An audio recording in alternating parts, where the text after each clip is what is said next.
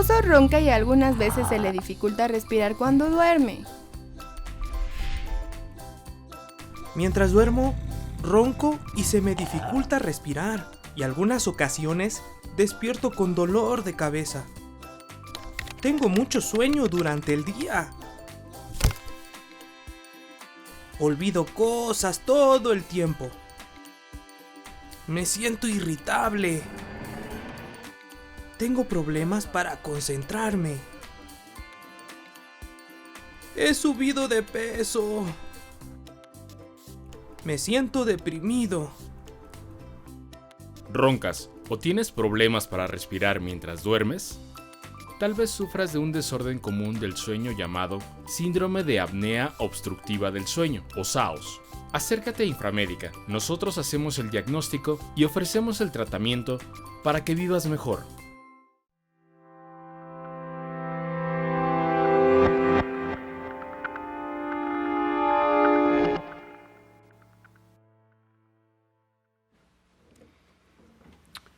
Muy buenos días, tengan todos ustedes, es un gusto estar aquí.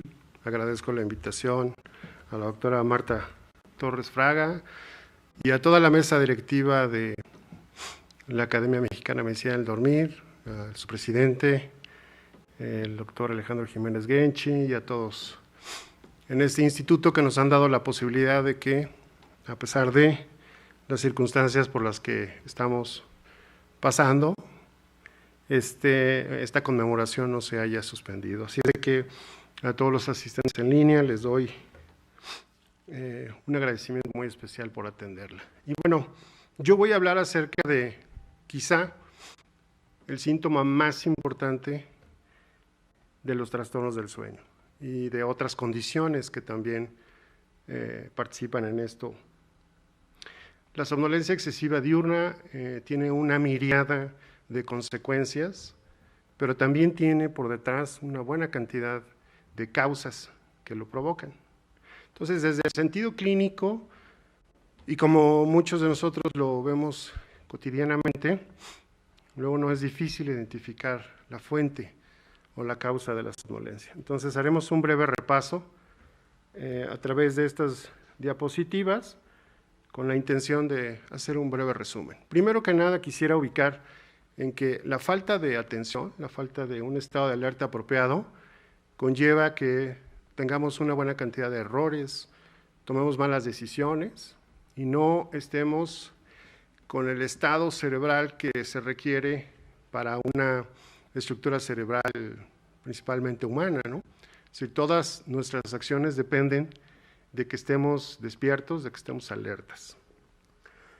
En esta diapositiva, brevemente quiero recordar que para hablar de somnolencia excesiva diurna necesitamos regresar a entender cuál es el mecanismo y la importancia y la génesis del impulso que nos provoca el dormir. Esta diapositiva en la que se muestra un repaso del trabajo del profesor Borbély sobre el modelo de los dos procesos nos va a recordar con mucha claridad cómo es que se genera el impulso para dormir y para estar despierto.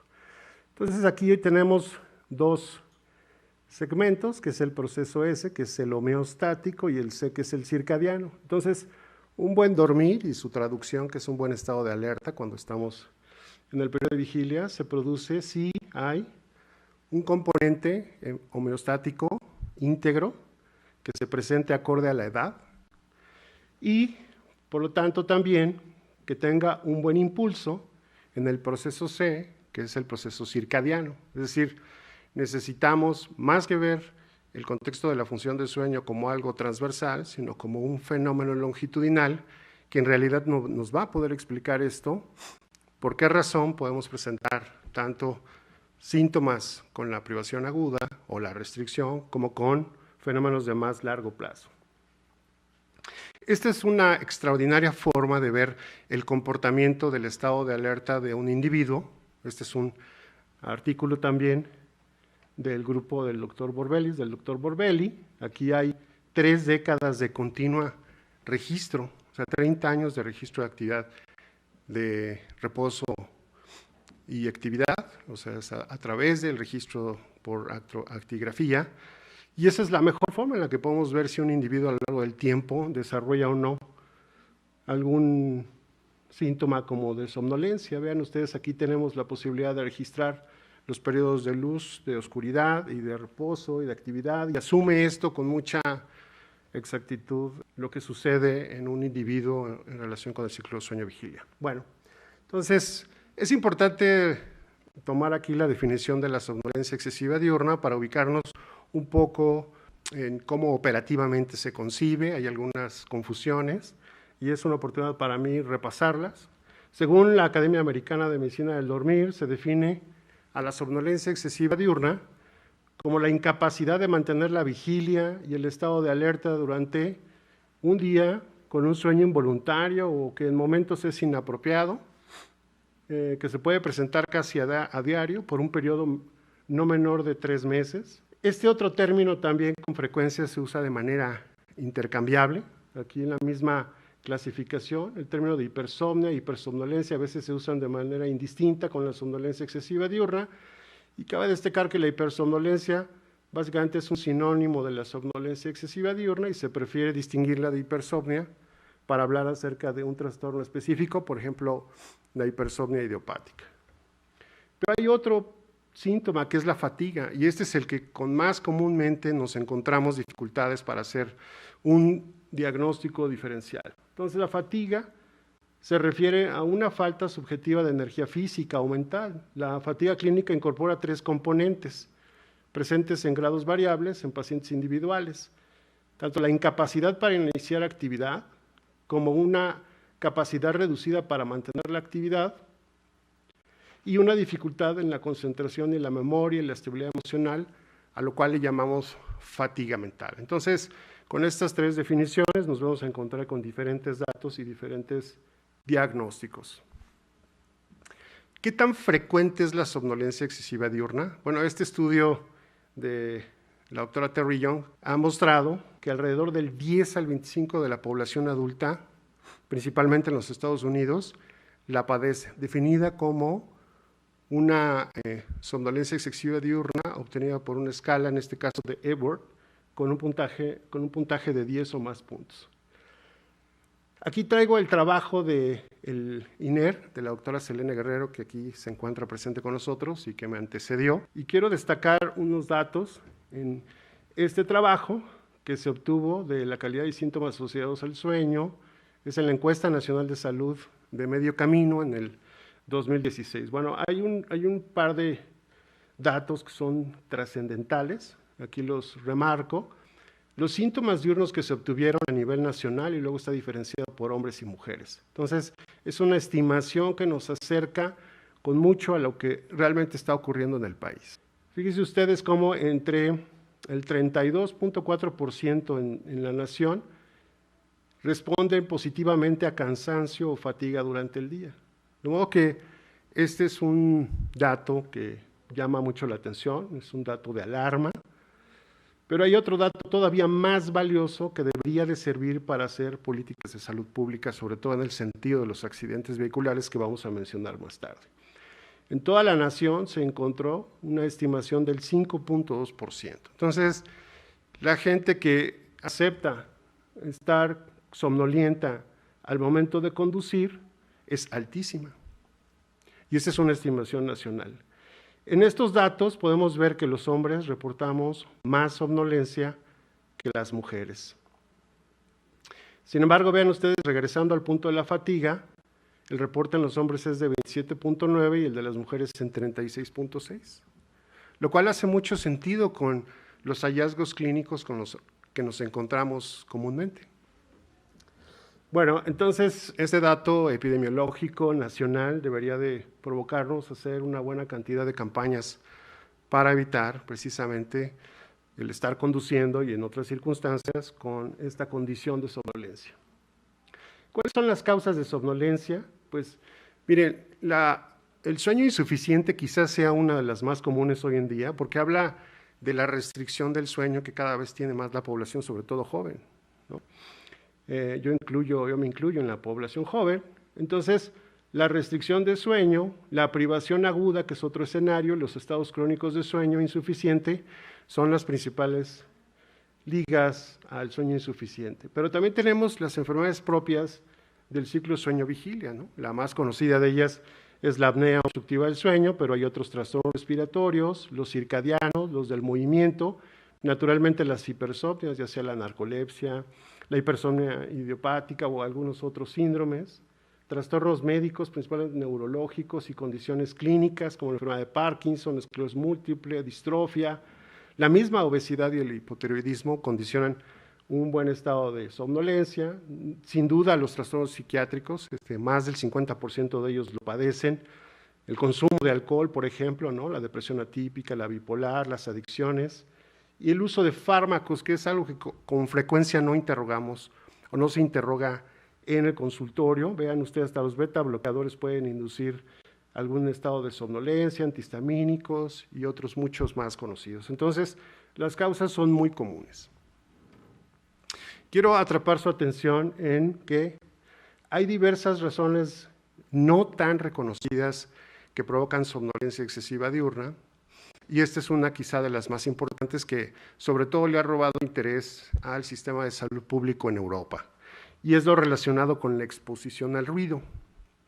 Entonces, la exposición al ruido durante la noche genera una buena cantidad de datos que infieren que el sueño se interrumpe de manera importante y ocasiona un día totalmente fatigoso, cansado, y genera somnolencia excesiva diurna. Ya la Organización Mundial de la Salud, a través de este compendio de resumen informativo sobre la exposición al ruido, destaca que cuando un individuo está dormido y está expuesto a un ruido de 40 decibeles o más, eso genera que el individuo no descanse bien, que se despierte incluso y que permanezca muchas horas despierto, y se ha asociado con altos niveles de somnolencia excesiva diurna. Más de 50 decibeles en la población, más de 55 decibeles, además de somnolencia excesiva diurna, genera un incremento en el riesgo cardiovascular. Aquí tenemos en este gráfico el porcentaje de la población en uno de los países que más interés le ha puesto a esto, que es Holanda. Y observen ustedes, aquí tenemos para los años de 1998 y el cambio a 2015 creo que es, sobre el incremento, aquí tenemos en la ordenada al origen el porcentaje de exposición al ruido, y este es el tipo de exposición al ruido, y se observa cómo en los últimos años la exposición al ruido durante la noche se ha incrementado de manera sustancial. Y esto ha generado naturalmente una mayor queja por el impacto en la salud que se tiene. Bueno, entonces en este sentido, la exposición al ruido nocturna debería de provocarnos más inquietud. En este trabajo, que es mucho más reciente, y lo traigo para que ustedes observen cómo es que se confirman estos datos que se habían compilado en los últimos años por la Organización Mundial de la Salud. Es un trabajo en un área cercana a la capital suiza, es un análisis geoespacial en el que se muestrea a través de la escala de somnolencia de Epworth la exposición a ruido y la frecuencia de somnolencia excesiva diurna. Entonces, así fue como se muestraron 3.697 individuos georreferenciados de esta forma, se ajustaron para detectar grupos espaciales de valores altos de somnolencia excesiva diurna y bajos, y la exposición. Vean, este es el mapa de la ciudad, estas son las áreas, las que están en rojo muestran una alta exposición a ruido y una alta frecuencia de reporte de somnolencia excesiva diurna, aquí está. Y estos son bajos niveles de exposición a ruido y bajos niveles de somnolencia. Entonces, lo que en resumen se encontró en este trabajo es que la somnolencia excesiva diurna no se distribuyó al azar en este país, en esta ciudad, sino que estuvo totalmente correlacionada con la mayor fuente de exposición a ruido.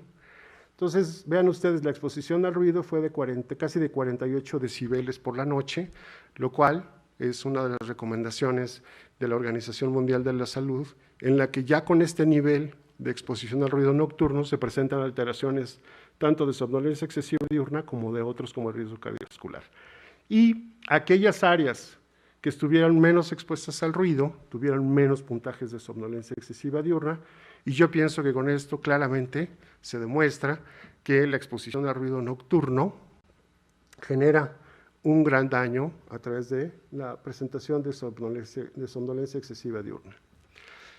Les comentaba que la somnolencia excesiva diurna tiene una gran cantidad de manifestaciones, tiene una miríada de daños. Quizá, y no quiero restarle importancia a los demás, pero desde el punto de vista de la salud pública, quizá el más importante sea los accidentes. Los accidentes generan una gran cantidad de pérdidas, tanto humanas, económicas.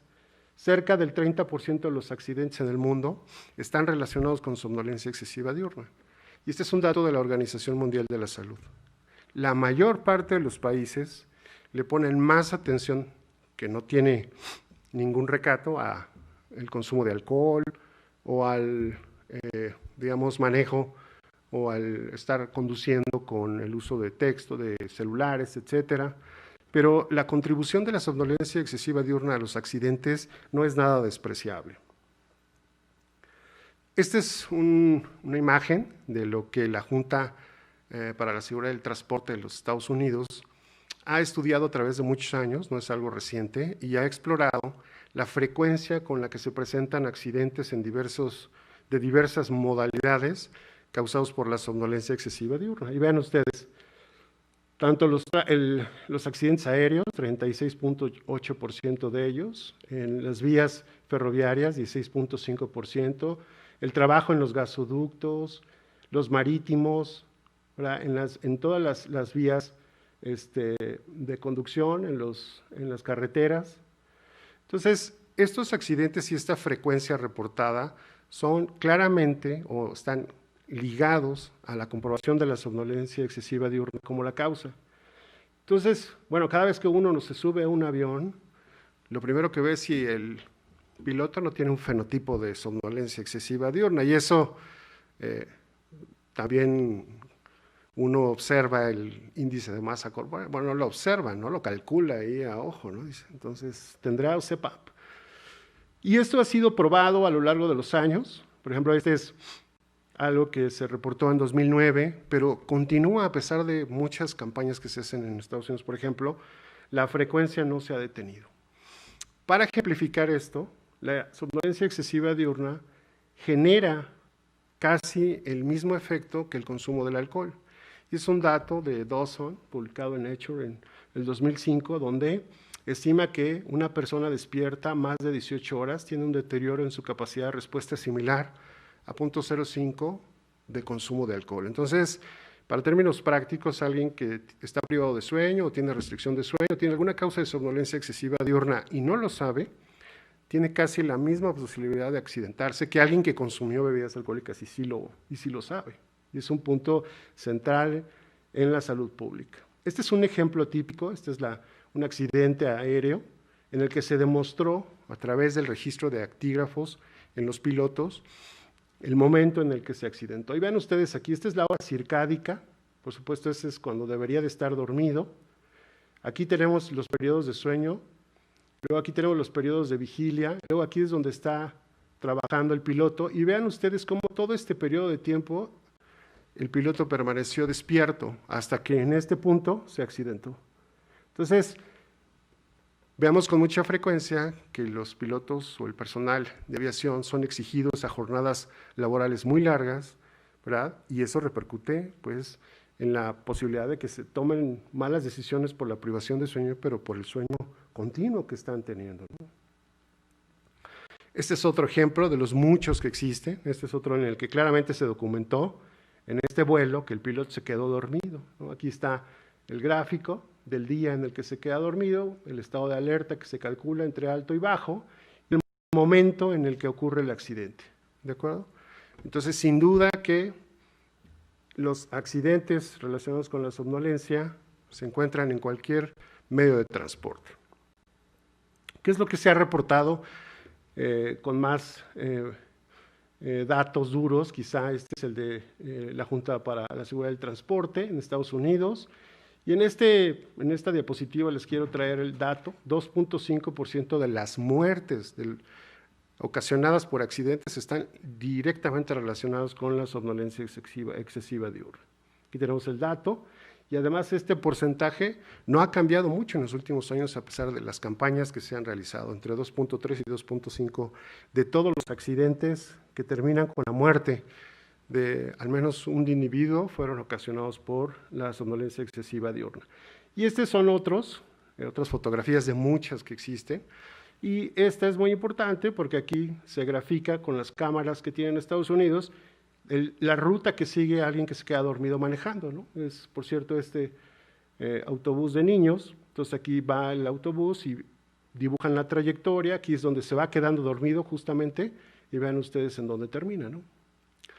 Entonces, las medidas para llamar la atención de los conductores, de todos nosotros, deberían de ser mucho más enérgicas para que podamos nosotros prevenir estos accidentes.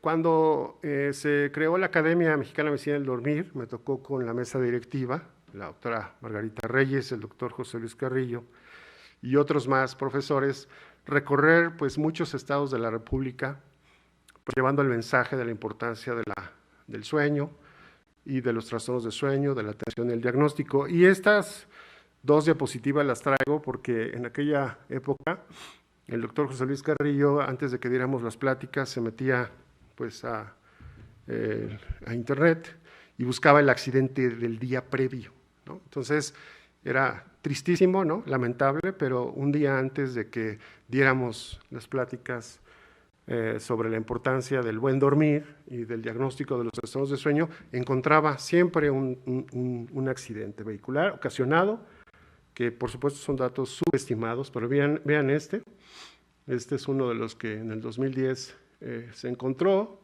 este es otro más terrorífico. Entonces esto está ocurriendo todos los días en nuestro país y desafortunadamente hay muy poca información al público en general y al público médico sobre la importancia que tiene de alertar sobre las medidas preventivas, ¿no? Para detectar pacientes que están somnolientos por cualquier causa. Voy a utilizar unos breves minutos para hacer una estimación de un reporte de los costos ocasionados por accidentes, en este caso es por apnea obstructiva del sueño. Este es un estudio que reportó la Academia Americana de Medicina del Dormir en el 2016, es un estudio que contempla una estimación del costo de la apnea obstructiva del sueño, es un estudio muy robusto, que tiene una gran cantidad de datos, y en especial yo voy a hablar acerca de los costos de la estimación de los accidentes provocados por somnolencia en pacientes con apnea de sueño. Entonces vean ustedes aquí, este es el documento que creó la Academia Americana de Medicina del Dormir en el 2016, y vean ustedes aquí el costo en billones, 26.2 de los pacientes que no han tenido diagnóstico en comparación con aquellos que tuviesen un diagnóstico y que tuviesen tratamiento, y observen ustedes cómo hay una disminución importantísima de 26.2 a 6.2. Entonces, el diagnóstico y el tratamiento tienen un gran impacto, ¿no? Hay otras causas por las cuales se siguen accidentando, pero el impacto del tratamiento de la apnea obstructiva del sueño reduce en 20 unidades la frecuencia de accidentes vehiculares, ¿verdad? También vienen otros accidentes en otros lugares de trabajo. Esta diapositiva, que es exactamente del mismo reporte, vean ustedes cómo viene desglosado con lujo de detalle la frecuencia con la cual hay accidentes y el costo que esto conlleva. Entonces, de acuerdo con la Academia Americana de Medicina del Dormir, cerca de todas las causas, 29%, y viene el cálculo, 328,000 accidentes ocurren cada año, y esto tiene un gran impacto en la economía de ese país y por supuesto en la de todo el mundo. Entonces, yo voy a hacer una conclusión sobre lo que acabamos de comentar, y lo que quiero recalcar es que la somnolencia excesiva diurna es una entidad clínica compleja, multidimensional y con un montón de causas, o sea, es de múltiple causalidad, que es difícil muchas veces de obtener el diagnóstico. Depende de cómo obtengamos la definición, es la prevalencia que vamos a encontrar, pero la principal repercusión en la salud pública es la frecuencia de accidentes.